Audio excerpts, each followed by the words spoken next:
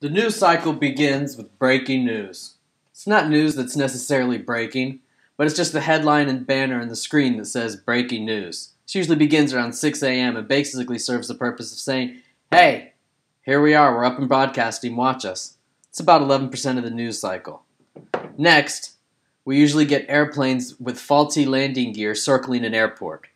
This is usually Don Lemon or Rick Sanchez watching plane after plane land, not knowing which one may or may not have the quote-unquote faulty landing gear. This is a suspenseful part of the news cycle, or also known as a slow news day. Sex scandals. Need I say more? 8% of the news cycle. A subset of sex scandals, gay sex scandals. Even juicier. And then a subset of that, political gay sex scandals, although it represents 15% of the news cycle. Who loves a good Governor McGreevey or Larry Craig story? Celebrity babies, 10%. Oh, I know it looks much bigger, but trust us, it's only 10%. And why shouldn't it be? Celebrities and their babies, we can't get enough of these beautiful people and their possibly cute children. We fantasize about what they'll be like at 18 and which ones will be busted in the aforementioned sex scandals and gay sex scandals. Republicans and Democrats fighting.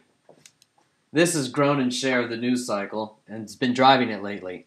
I just can't have the proper nightmare at night without seeing James Carville spinning some down-home Louisiana story and 60 inches in high definition.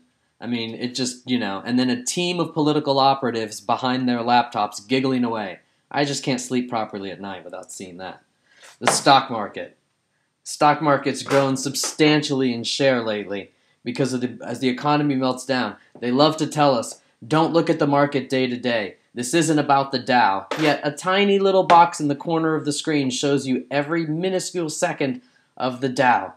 This part of the news cycle usually comes with a side of Ali Velshi, Susan Malveaux, or Poppy Harlow.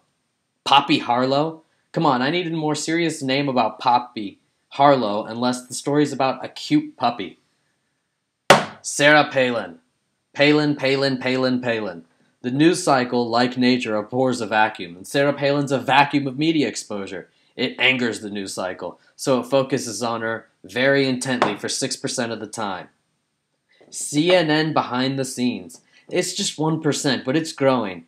CNN showing us them doing their job that they usually never show us doing. I had no idea the meeting about the news story is now the news story, but it sure allows them to talk about all the stories they rejected because they felt they weren't newsworthy.